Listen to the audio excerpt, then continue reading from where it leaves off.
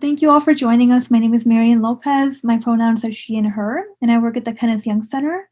And I am the Drug-Free Communities Grant Coordinator serving the Schaumburg, Hoffman Estates, and Palatine area. These are all suburbs of Chicago. And then Rosa, do you want to introduce yourself? Thank you, Marian. My name is Rosa. I'm one of the health educators as well, doing specifically alcohol and underage drinking prevention here in the community in Illinois, same suburbs, Palatine, Schaumburg, Hoffman Estates, and Elk Grove Village, Illinois. Excellent, thank you. So a little bit about us, since we have, a little bit about Kenneth Young Center. Kenneth Young Center, the nonprofit that we both are employed by, is a 501c3 nonprofit. We are a provider of mental health and older adult support services. We do a lot of counseling for anybody between the ages of 3 and 103. We do assessment, civilization, linkage, and crisis support services for adults and children. And we have treatment, support, and recovery services for those with serious mental health and illness. We also do coordination and in-home services for those who are elderly. And we offer volunteer opportunities. In addition, we also facilitate a community coalition, the Communities for Positive Youth Development Coalition, which we'll talk about a little bit more later in the presentation. Right. So why are we here? So in general, folks who are interested in prevention are here because we care about our youth. We care about emerging topics such as e-cigarettes and other vaping devices. We know that these are harmful to our health.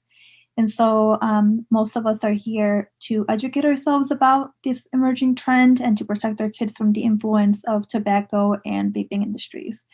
Would anybody else like to volunteer any other reasons why they attended this presentation or what they're looking forward to getting out of it? And you can unmute yourself or, put in your feedback in the comment section. Hi, I'm Darlene, and I'm hoping to get more strategies around marijuana utilization and vaping for our teens. I'm in Berlin, Maryland. Thank you.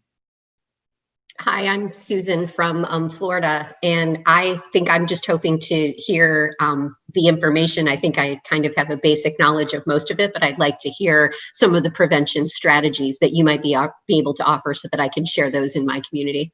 Mm-hmm. Definitely. All right. Well, we're going to focus a little bit about information based on Illinois because that's where we are based.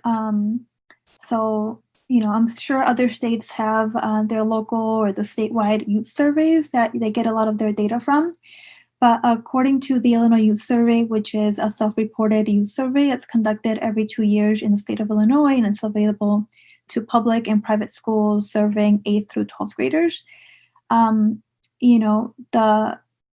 Based on the 2020 results, looking at Cook County suburbs, so Cook County is where Chicago is located, but in this case, we're looking at the suburbs since that's where we are located, and that's the target area. So alcohol still remains the #1 youth substance, which, is a little, is still concerning. A lot of people tend to gravitate towards more of those emerging topics, emerging substances like vaping and marijuana, but we still want to make sure that we're focusing our prevention strategies on alcohol, at least based on our data. And then e-cigarette use has gone up dramatically. In the past couple of years, we know this nationally, we know this locally, hence obviously why there's been so much information about vaping in the media, so many new regulations and policies that we'll talk about later. But e-cigarette use is concerning locally based on the Illinois Youth Survey data that we have. And then marijuana is also another one of those substances that we've really been concerned about, especially since Illinois regulated or legalized basically use of marijuana in 2020, January 1st, 2020, for adults. So those over age 21 can legally, with limits, use marijuana. in the state of Illinois. Okay. So the use of vaping products, when we talk about national data, we use the Monitoring the Future survey. We know that youth vaping has become an epidemic. Increases in vaping marijuana has increased between 2018 to 2019. It ranked among the largest single-year increases ever observed in the past 45 years, with almost 21% of 12th graders reporting that they had vaped marijuana in 2019, which was a 58% increase over the 2018 level of 13.1%. So this dramatic increase, of course, something most of us are familiar with. And that increase was similar for all grade levels, 8s, 10s, and 12s. So it's always important to focus our prevention strategies on those who are younger, and not just assume that it's only the high schoolers who are vaping, because as we know, prevention starts early. Okay. Any questions about the data that we've shared? Okay, cool. Okay, so vaping 101. Let's see here. I know you've mentioned, well, a few of you have mentioned that you are familiar with Vaping 101. So, of course, feel free to ask any questions. You can put them into the comment box or just unmute yourself, and feel free to interrupt me at any time. Let's see here. Okay. So what is vaping? So vaping is the act of inhaling and exhaling an aerosol. It's often called a vapor that's produced by an e-cigarette or a similar battery-powered device. An e-cigarette is a battery-powered vaporizer that simulates the action and sensation of smoking. And then other names for e-cigarettes are e-cigs, vape pens, e-hookahs, e-pipes, tanks, mods, ENDS, which stands for Electronic Nicotine Delivery Systems, and many more. So more terms are coming out, but it's always nice to be able to stay on trend or try to figure out, what the teens are talking about these days. And then a lot of people refer to their vape devices by the brand. So the most popular brand being Juul, there's Bo, Blue, and others.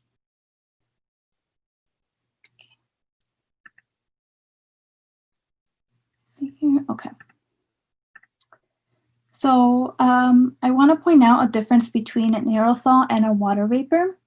Early on, when vapes became popular among teens and even adults, there was a misconception that they were emitting a water vapor, which is perfectly harmless, or it seems harmless, but it's actually been proven that they emit an aerosol. An aerosol is very different from a water vapor because an aerosol will stay on a surface after it's been emitted. So you think about spraying water versus spraying hairspray. Hairspray, it's still liquid, but once it dries, it leaves a sticky residue on the surface where it was emitted. An aerosol can contain harmful substances like nicotine, ultrafine particles that can be inhaled deep into the lungs, flavoring like diacetyl, which is a chemical linked to serious lung disease, volatile organic compounds, including cancer-causing chemicals, and heavy metals like nickel, tin, and lead. Okay, any questions so far? Okay. Let's see here. Okay. So looking at the different types of products, we have tank systems, which are these larger kind of devices.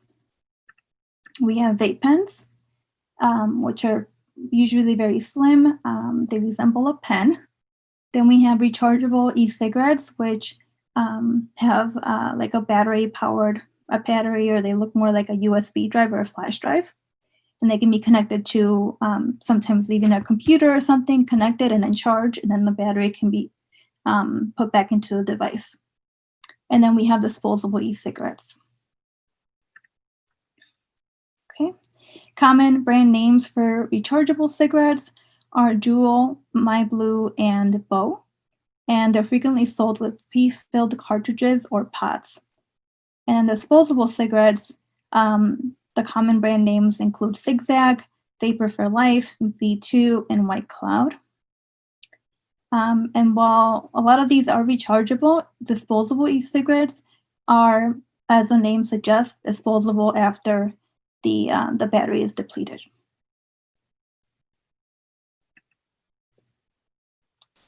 Okay.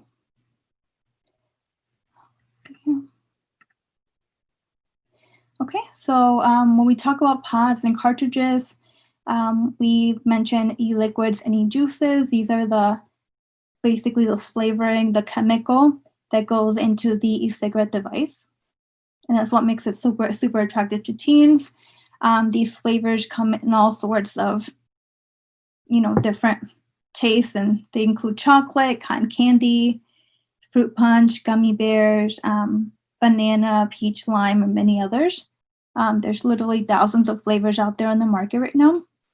And then flavors are also often cited as the main reason that youth will even be appealed or attracted to try these products in the first place.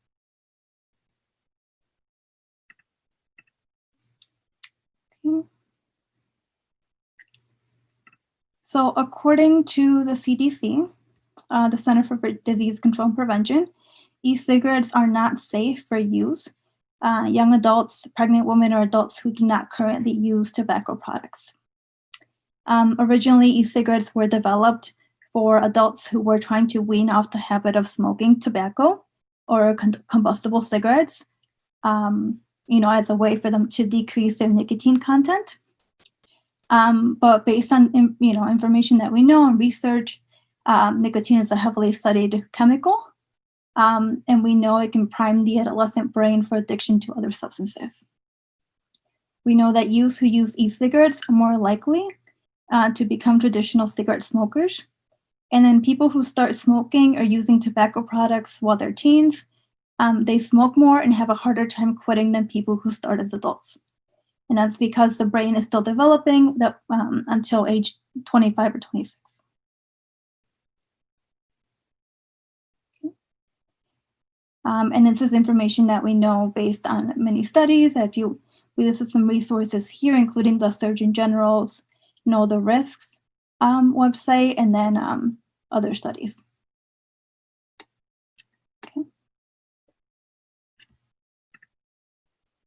Okay, so question for our participants. Can e-cigarettes be used to vape other substances? And you can put your answer in the comment box or just unmute yourself.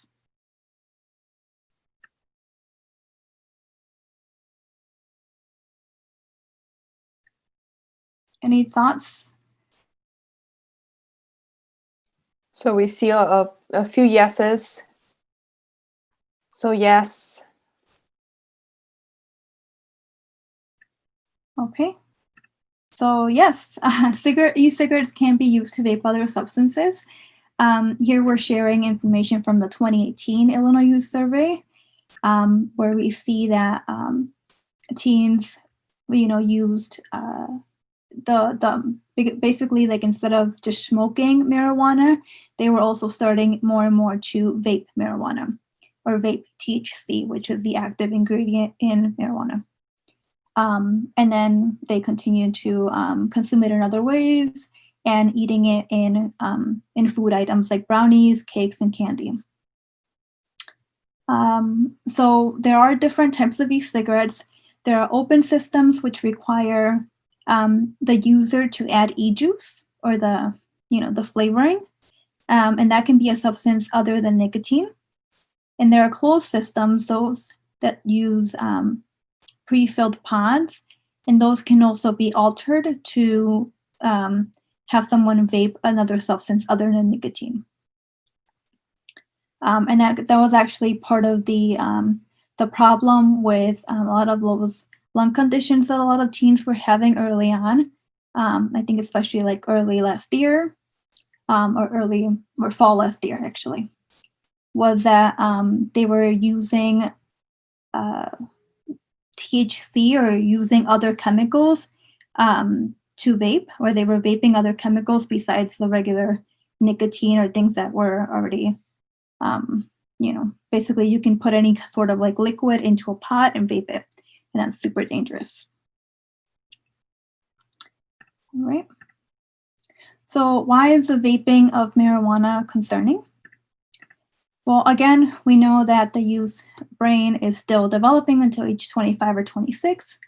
According to the CDC, we know that, again, the national outbreak of e-cigarette or vaping product use associated lung injury, VALI, has been linked to THC containing e-cigarette or vaping products. And teens often get those from informal sources like friends, family, or in-person or online dealers. So not typically your reputable shops. And then THC is a psychoactive substance in marijuana, the substance that makes you feel high or under the influence of a drug. Okay. Yeah. Effects of marijuana, THC on youth. Regular use of marijuana during teen years can result in learning problems, memory issues, future use of alcohol, tobacco, and other drugs, along with lower math and reading scores. And then mental health issues like impaired emotional development, depression, anxiety, and psychotic symptoms, which means that somebody would not know what's real, having hallucinations, experiencing paranoia. Okay, and this is information based on the National Institute on Drug Abuse, NIDA. All right, any questions before we move on to our next section?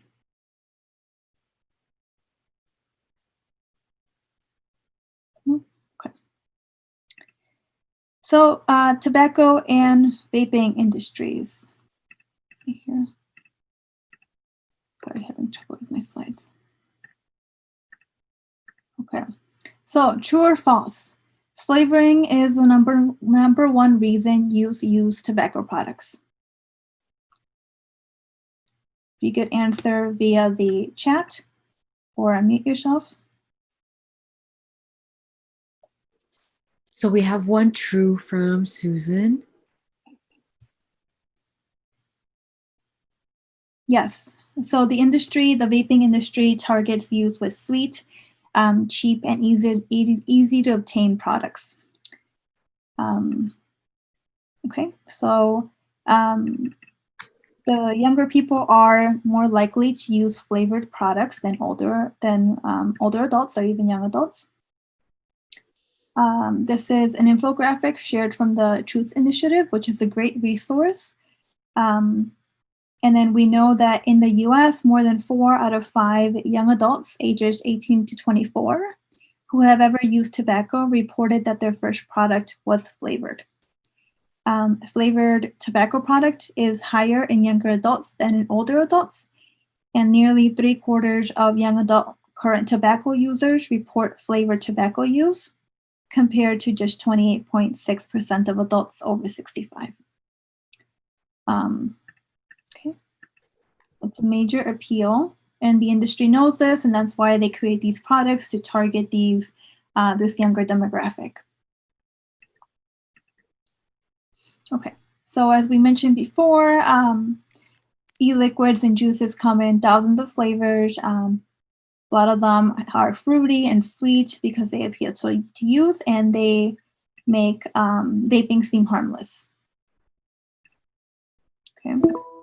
According to the FDA, flavored tobacco products appeal to youth, as we know, and then the tobacco industry documents show that companies design flavored cigarettes with kids in mind.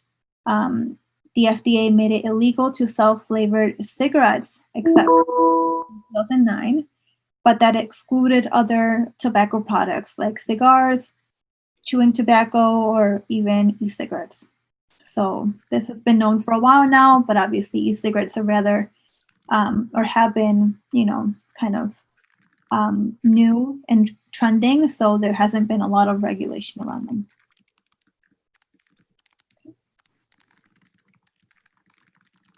Okay, so their cost. These products are typically inexpensive. There's a lot of special offers and coupon codes that make them cheaper. And again, this is something that appeals to youth who obviously don't have a regular source of income. The low prices create impulse buys where somebody will receive a coupon code, or, like this one that we found online, save 40% on a Jewel starter kit today. And all you really have to do if you're purchasing something online is enter in your email address and a date of birth. And as long as that date of birth is, corresponds to an age older than 21 years old or older, then it'll go through no problem.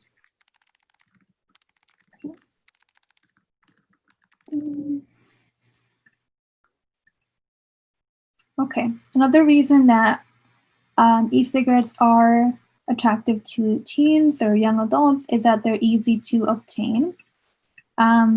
They're basically everywhere. You can get them in corner stores, gas stations, vape shops, and online. The availability of these devices sends the message that they are normal and there's nothing, illicit or illegal or wrong with them. And the more obviously that you see something, the more likely you are to buy it and use it. If there's ads all over the place, on the radio, on the internet, off gas stations everywhere, then the more likely that somebody will be more attracted to this item.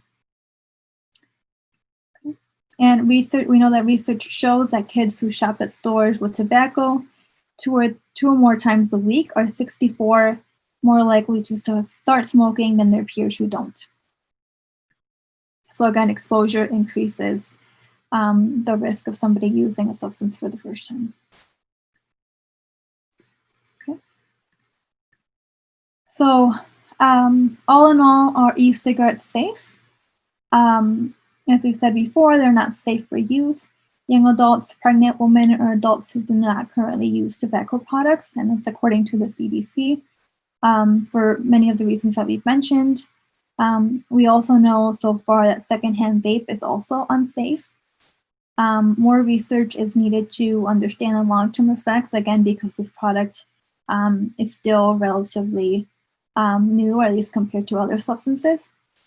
There are other chemicals, other dangers that we still have to figure out. And the nicotine content is definitely like the biggest concern, because we know that it alters the developing brain and it increases the risk of addiction. And then with the EVALI or the lung issues, those have been documented in the recent years. There's also increasing research about the risk of getting COVID-19 or coronavirus if you're already, if your lungs are already susceptible due to vaping.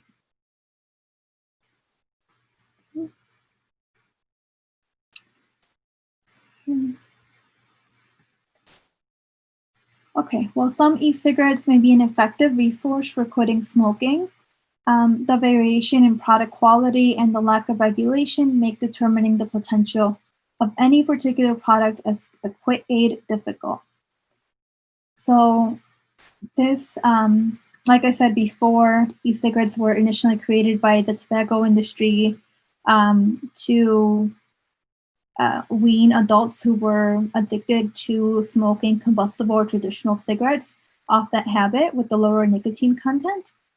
But obviously, if somebody has never smoked before and they start using any cigarette, then they're more likely to become addicted to nicotine and then eventually move on to further to increased nicotine content, which would be combustible cigarettes.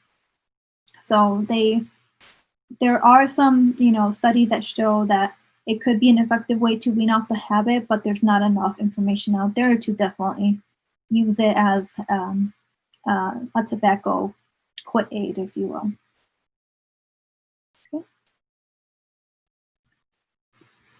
So since vaping has been trending for a while now, or for at least a few years in the news, there has been increased regulation just because of public health advocates, parents, communities in general being concerned about youth, especially teens, using these substances and being exposed to nicotine and all these harmful chemicals that we have little to no research on.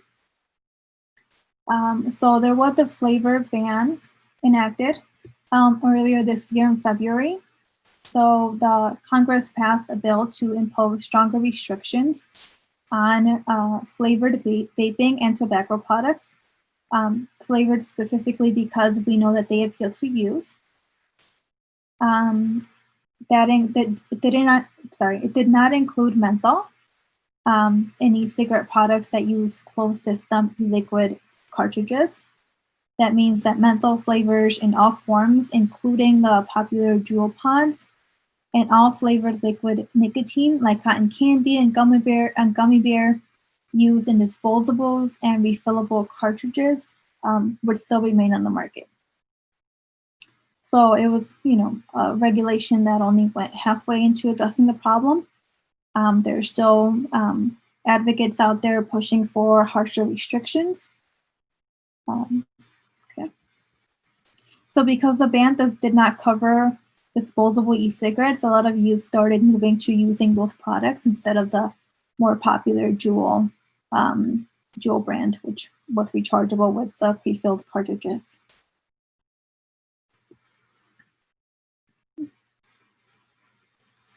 So under the new policy, youth can find sweet and candy flavored e-cigarette liquids in all retail outlets selling tobacco until the FDA begins a pre-market review in May. That was put on hold, and then accepting menthol, a flavor that has mint. 63.9% of high school e-cigarette users reported in vaping in 2019. That's going to create an opportunity for e-cigarette manufacturers to rename mint products to menthol. So again, that was a loophole that the industry has used to their favor, just because the regulation did not go far enough into limiting youth access to vaping devices, or youth access to flavored vaping devices, that is. Okay. And with vaping in the law, I do want to mention that it's super important for us as parents or as health educators, advocates in public health, to remain up to date on what's going on, not only locally, but also nationally in terms of regulations and, information that's being put out there daily. And this is a summary of the types of devices that are allowed and then were not allowed through this regulation passed by Congress.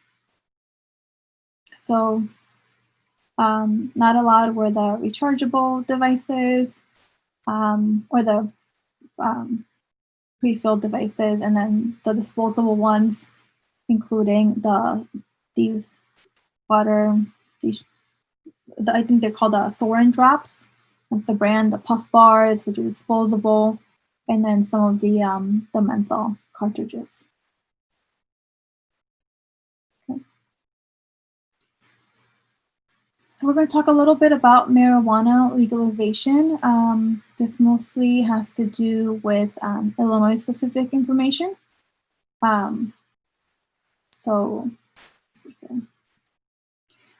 Illinois legalized medical marijuana use in 2013.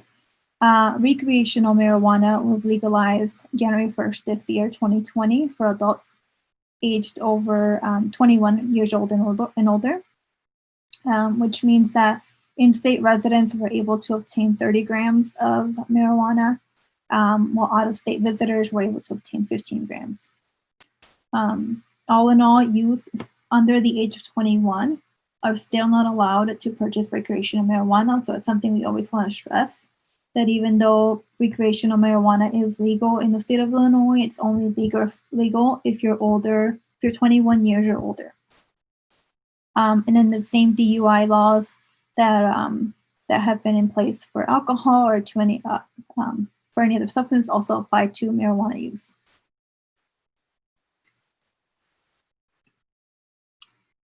And again, going over the effects of marijuana or THC on youth. We know that regular use of marijuana during adolescence may result in learning problems, memory issues, future use of alcohol, tobacco, and other drugs, and lower math and reading scores along with mental health issues. Okay. Any questions or comments so far?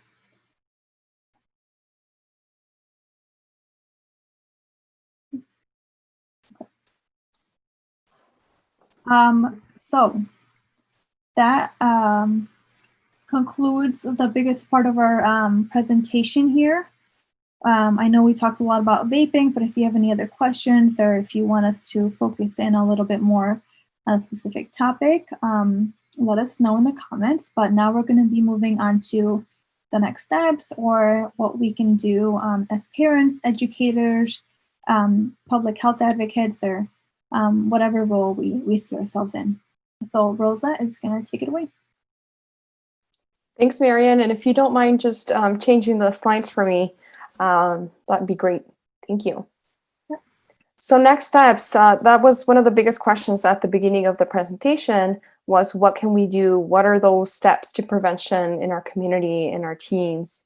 So first step is right on what we're doing today is to educate yourself about what these products look like, what they might smell like, what the effects are, because before we actually talk to our teens in our community, there's always those questions that challenge us to actually know the facts before we talk about something.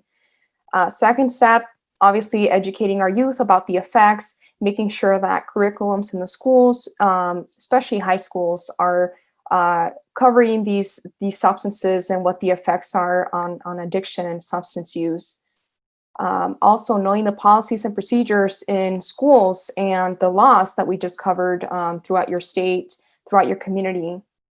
Because again, that's another question that we always get from teens. Well, it's legal because of this, or somebody told me this, and that's very common among teens when they always hear false information or myths, and it's really nice when we as adults can actually let them know, what the facts are, and we can have some backup to back up the information. And then, of course, connecting youth with resources for those who have started. It's never too late to quit, and I feel like it's been slowly going into that direction where it's actually okay to provide resources. Hey, it's okay. There's some hope that you can leave the vaping, and it's actually a good time to quit. So connecting youth to those resources, which we'll be sharing a little bit more about that in the next few slides. So again, part of knowing the facts and getting to know, okay, what are e-cigarettes? What are the signs? So do you notice any artificial smells? Marian covered a few of those fruit flavoring that actually attract most of the youth to start vaping. So candy, popcorn, vanilla. Are there school supplies or tech products that you don't recognize? And even those that you do recognize, they look like USB products or a pen. Make sure you're seeing it right, because it looks like it's a normal product, but it actually could be a vape pen. So make sure that you try it on. You kind of look at around it. If you do find some of those things in your youth's backpacks. Have you come across some familiar chargers, coils, batteries? So same thing, being familiar with what is a vape product. Any unusual credit card statements, charges. So Marianne covered these vape pens can be purchased online and in many other retails as well. So make sure you check your credit card statements. Secondly, too, any behavior changes in your teen. Right now, teens are going through a very rough time, going through stress, staying home, maybe a little bit more unsupervised, because before they would have to be in school. They would be from class to class, checking with teachers, and maybe they could do it once, in the back when the teacher turned around. But now they're at home and they're in school in the bedroom without a lot of supervision. So make sure that, if your teen does have a little bit of anxiety, which is normal right now, stress, but just check in with your teen to see how they're feeling. And of course, anything physical, which is headache or nausea, which we know it's a part of a lot of symptoms or a lot of other things. We can't assume that it's always going to be vaping, but if you do connect those symptoms with other things, like they're having anxiety, they've been acting a little bit different. Each time we go into the room, it smells like popcorn and it's just a little bit odd. Those are some signs that you should look for.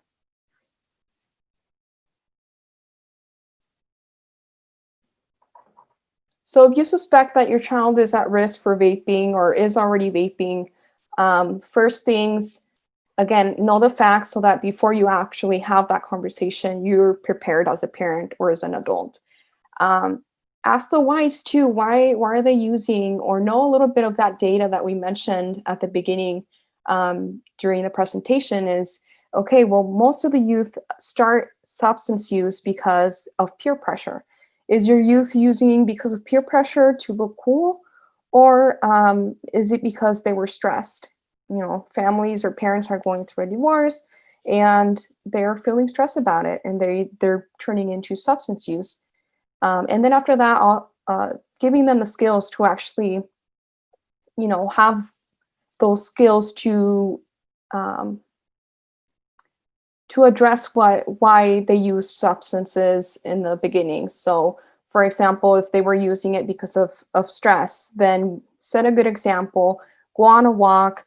Do they need additional therapy? Do they need some support from their peers? And maybe they can be part of a virtual group, etc. As parents, I do want to mention, me as a parent myself, we often tell our kids what not to do, right? That's one of our first words that we learn as kids. We say no, because we hear it all the time. But as parents, we can work more towards giving them the actual guidance and saying, okay, why should you not use substances? And then, of course, saying, if you want to manage your stress, let's go on a walk, let's go out for ice cream. And spending that quality time with your teen, I promise, will open up a lot of conversation and a lot of opportunities to talk about sensitive topics. Try to listen, of course, rather than give a lecture. Again, not trying to judge or anything like that at the beginning, especially. Setting clear expectations, giving clear family rules and reinforcing them throughout the year. At the beginning of the year, school year, saying, hey, I'm here to support you with any stresses in school. And then also remember that our family rule is not to use any substance, including alcohol or vaping. Teach refusal skills. So part of that is how to say no. You're at a party or you are, I'm going to go hang out with my friend or my neighbor. We'll be back in a few hours.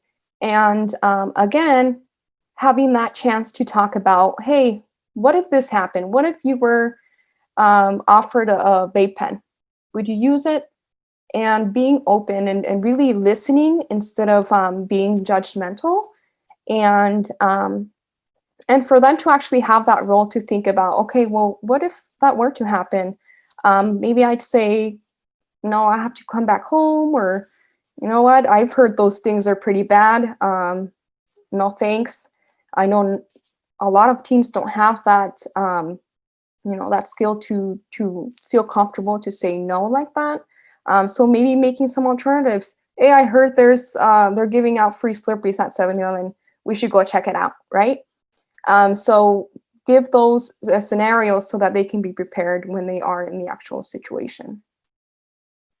Of course, modeling healthy behaviors and having your teens to, if it's not us as parents, maybe it's grandma, grandpa, or maybe it's the counselor at school or their favorite teacher, and letting them know that if they don't feel comfortable talking about that with ourselves as parents, saying, if I'm not there for you, who would you talk to?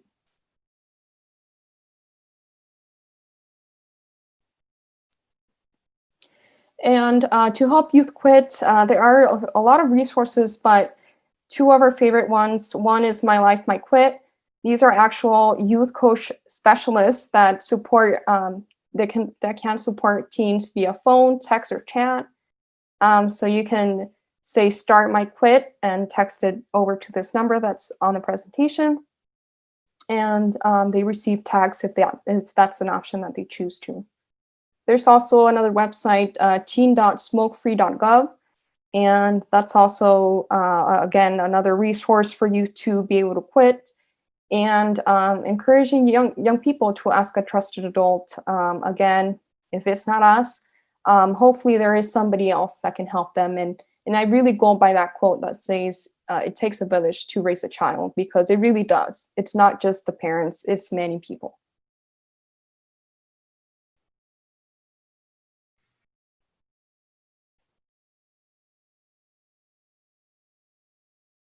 So just a resource guide on the side. If you scan it with your phone, you can go directly to that resource page.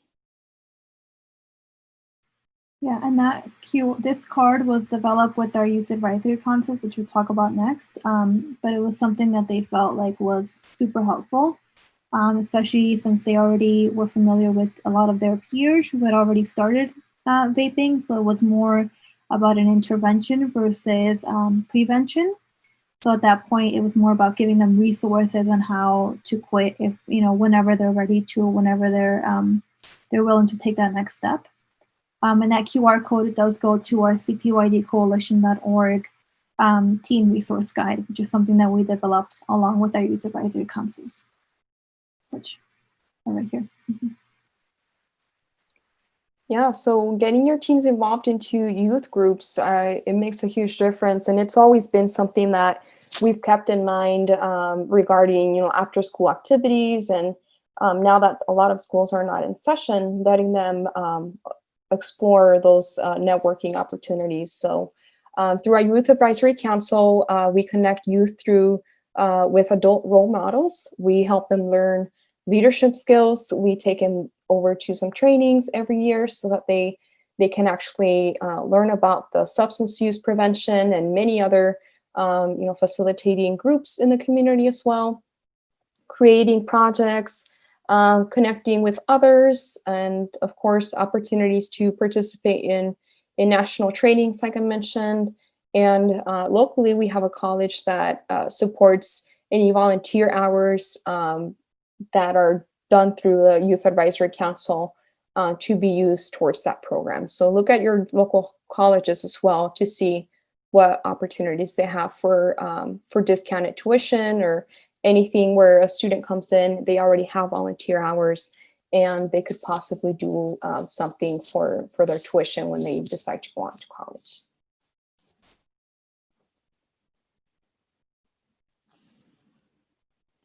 And then, of course, if any family needs a little bit more of the clinical or more expert advice on any substance use, we have therapy here at Kenneth Young Center, individual, family, or group therapy, and also anything related to substance use specific prevention.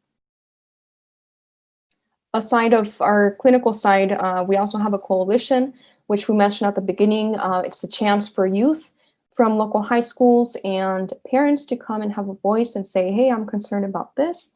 What should we do about it?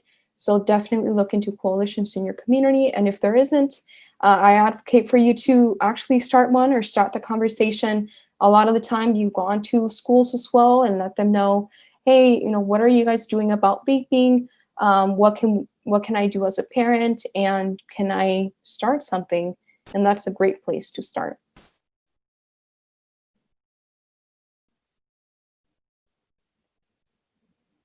And then just a few additional resources. I know, these are a lot, but we hope that you can at least pick one. There's also a lot of webinars out there. This is a pre-recorded webinar, so you can hear it again if you want to in the car. There's a lot of podcasts, and now that we have the web in our hands, there's a variety of learning styles. So if you don't like videos, you can read for a moment when you're in bed. You can go on the car, you can play a webinar or a podcast, and we hope you can find these really helpful.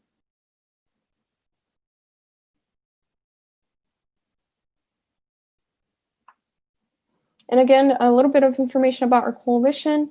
Communities for Positive Youth Development. We have a coalition meeting next Wednesday from 10 to 11:30.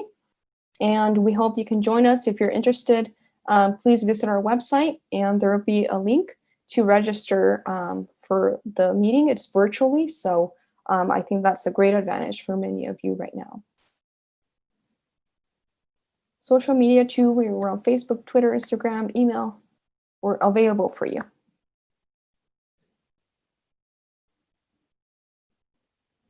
And so with that, I want to thank you everyone for joining our webinar today. Again,